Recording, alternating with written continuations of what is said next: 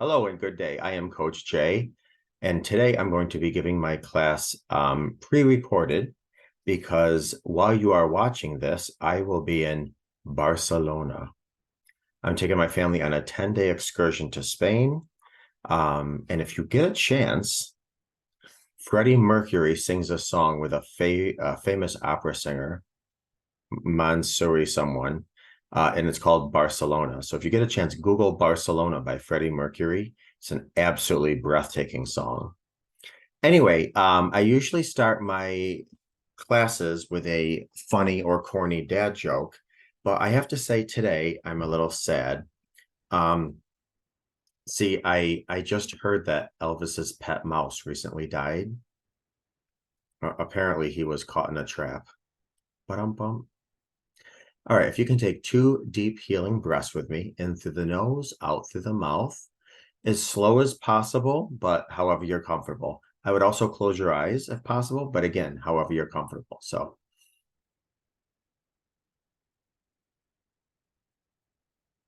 if you can visualize taking cookies out of the oven, you want to smell the cookies. But they're too hot to eat, so you got to cool them down. All right. I'm going to be talking a little bit today of the blueprints of healing after an affair. I basically was doing one case study on this one coach or counselor. His name is, I'll tell you what his name is in a second. So I wanted to share his modalities and methods of healing. I believe he has a 7-step process, but anyways, as we all know, eventually, and I mean eventually, with a lot of time and work, we discover that cheating or infidelity is often one of the worst, best things to happen in relationships. Professionals differ on how to help those navigating infidelity. There is no standard clinical treatment for helping couples heal after an affair. The Gottmans, who have studied relationships for more than 20 years, suggest that the cheater disclose all of the events that led to the affair. Other therapists and coaches and so forth say that a full disclosure could lead to the cheating victim, lead to them lashing out at the cheater, causing more harm to an already fractured relationship.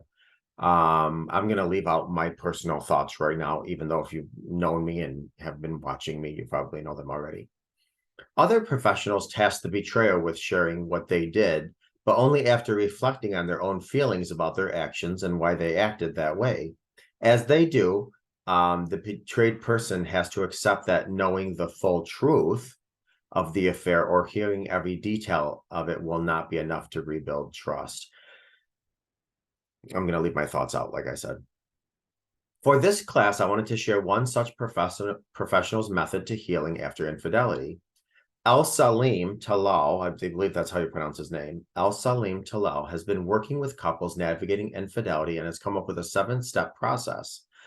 Al-Salim said that he wanted to make sure we have a comprehensive treatment method that helped clients navigate those challenges. So Talal's 7-step guide to healing after an affair are as follows. Number 1, set the stage for healing. When couples seek to find help, they've usually already made they've made avoidable mistakes that could hinder their treatment plan. Man, I'm going to leave my input out, but if you don't find qualified, good professional help at the beginning, man, it could do a lot of damage and you can be led astray for a long time. Somebody discovers infidelity, and then they tell their friends and they tell their family members, they post it on Facebook, and now if they happen to reconcile, now they have to deal with all the public's input and opinions and things like that, and that really weighs on somebody's recovery journey. Other times they bring in an outside party that's involved in the affair, or parents navigating infidelity involve their children. These are all things that I get it. One of the most profoundly devastating bombs went off in your life. The last thing you want to do is keep it to yourself. But there are times when you overshare or even share with certain people, it forever changes the dynamics of your relationship with that person, especially if down the line you decide to rebuild and reconcile. All of these extra perspectives and emotions can hinder a couple from moving forward. So it's imperative to identify the right support systems. I can't tell you how many times I've talked to people and said, I've told my sister we're always close, and now we're not close. This has done A, B, and C. Or I told my best friend went through the same thing. So I shared with my best friend, geez, I went through the same thing too. Next thing you know, she's talking differently, or he's talking differently to my spouse and my partner. And now that's changing the dynamics of our relationship. So be very, even religious authorities. I mean, I can't tell you how many times people go to pastors and things like that, and they say because they weren't properly trained in trauma informed professional health, they got misguided. Or a lot of times, and of course the majority, if not all people you tell, have the best intentions, just not the best tools. A lot of times you go to a religious authority and they're like, well, the Bible says forgive, and that's absolutely true, and that's a great foundation and stuff. There's a lot that goes involved with that they might not understand.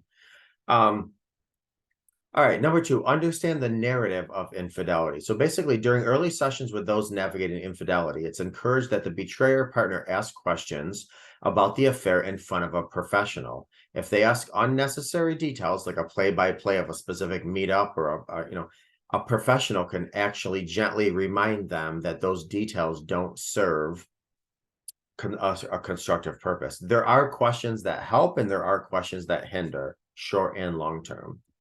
Knowing the frequency of meetups and their nature, like emotional or sexual, could be constructive. I usually tell people to feel free to share the headline, but don't necessarily get into the story. Once all of the important details are shared, each partner can decide if they want to repair the relationship or not. Okay, this is according to El Salim. My thing is this. I don't think it's wise to ask somebody, even in the first year, not to say that I never have, and not to say that it's always bad, but people can't think straight. People can't think logically, and people don't know what they don't know. So if you're asking a client, do you want to stay in this relationship? They might say no now, and 2 months later realize, you know what, I do. But you're so focused on the no they said, or you as the client are so focused on the no that you said, that now you need a confirmation bias and you're not allowing certain healing to take place. Or you could say, yes, absolutely, I want to stay in my relationship, and 6 months later decide, no, this is just not working out, I can't. So I don't think, the focus should be your organic healing. All these other questions should come to play afterwards. Because I say, oftentimes they can't make an accurate decision if they don't know what they're dealing with, or if there's proof their problems can be fixable, or they want to be fixable. Anybody can leave at any point. Anybody can decide to stay at any point. If couples decide, they can separate and then reconcile at any point. So I don't think the decision should be, okay, do you want to work on this or not? You don't know. Maybe you do initially, and then you don't 2 months from now. The focus really should be, let me heal myself. Then we can try to heal the relationship, regardless if we stay or go. And then we can organically make that decision. You know what? I think I do want to stay for the long haul, or I tried and this just doesn't it. So don't be on any timeline for that. Number three, acknowledge the impact of the infidelity. So this step focuses on the cheater showing that they understand the impact of their actions. Keep in mind, there's no substitute for experience. So one can rarely ever understand the impact of their behavior, but writing an impact letter does jumpstart the healing process on both ends, because the betrayer writes an impact letter and starts to realize, wow, I really impacted their life in so many ways. And then the person who's reading it says, wow, they kind of get it, not completely, but they do get it, how it impacted me. And that really does help jumpstart the healing process. Some cheaters have trouble feeling guilt and taking responsibility for the hurt they caused. They can make true healing a challenge, because after a victim will feel unseen and may be unable to rebuild trust with the one who stepped out. Basically, long story short, again, an impact statement helps both parties open their eyes to more of a compassionate energy that they can apply to the healing journey. Professionals must help the cheaters access the person who betrayed access and process difficult emotions like shame so they can learn accountability. So often when a betrayer is in a secret life or an affair, they have to villainize their partner. So when they get out of the affair, it takes a little while to undo a lot of that stuff. And the reason why oftentimes people have to villainize their partner is because when they villainize their partners, their spouse, their significant other, that helps alleviate their own guilt and shame. So if they villainize their partner, that can give them that little extra edge to complete the behavior or make the decisions they're making. Once they're out of that behavior and now they're working on not villainizing their partner anymore, all of that guilt and shame can come rushing in, and it's a lot to deal with. Number 4, choose a path of recovery. At this point in El Salim's program, partners should have enough information about how and why the affair happened and decide if they want to heal with their partner or part ways and heal alone. Again, yes and no. I mean, if again, you don't know what you don't know, so just keep that in mind. To help the couples determine if they want to leave or rebuild is a 3-part assessment about their relationship history prior to the infidelity, how they both handled acknowledging and accepting the infidelity, and the type of infidelity and how it happened. Some people have more problems with emotional infidelities. Some people have far more problems with physical infidelities. A lot of it goes back to love languages. A lot of it goes back to attachment styles. A lot of healing depends on personal resiliences. A lot of healing depends on how the betrayer is showing up. I mean, this is a process. Number 5, create an action plan. So if a couple decides to stay together, there must be steps to build a relationship that satisfies both of them. It's based on each individual couple and the goals that they pick together. So basically, what you want to do is come up with an action plan of this is how we're going to heal, and this is how we're going to go about it, and then holding each other accountable for how they're going to heal, how they're going to reconcile, what's needed for that process to happen. Now, if a couple decides to separate, the separation plan will include finding a way to amicably part ways and untangle their lives from one another. Of course, unless there's kids involved, at that point, the professional and the couple must come together and decide what's best and put together a guide that works for all. So none of this is easy. This is a healing process, and it's almost like peeling an onion. Sometimes you have to peel back 50 layers, and then sometimes after that more layers get added onto that onion, and that's a setback. So I don't want people watching this to get discouraged. This is a slow boat to China, and once you feel like you've made it a little ways, all of a sudden a wave comes and pushes you back, and then you're using your oars to paddle in that direction again. This is a long process with a lot of work. It can become tedious, and I get that. Stick-to-itiveness and consistency is what's key in the healing process. Number 6, implementing that plan and heal. So once the partner agrees on a plan, the professional they're working with must ensure they follow it. Some couples ditch their action plan after a few weeks or even start slacking off, which sets back the overall healing. But this is why a good mental health professional that'll keep you guys on track and hold you responsible for your plan is necessary. To prevent this, couples must communicate with each other when they struggle with their plan, including weekly check-ins with each other. I have clients that are so disengaged that they're healing, even though they're reconciling and rebuilding, they're healing on their own and they don't really ever talk.